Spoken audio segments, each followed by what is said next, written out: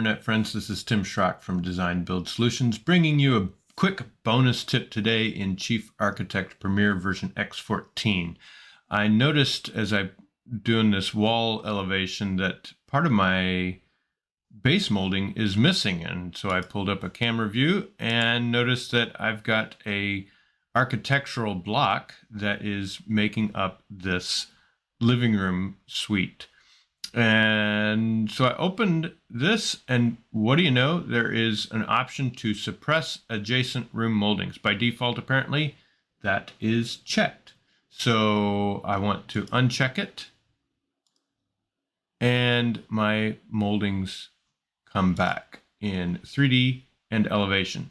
I did confirm that this option is available in X13, but in X12, the moldings do stop where the architectural block is up against the wall, but I don't see that option to allow the moldings to go through.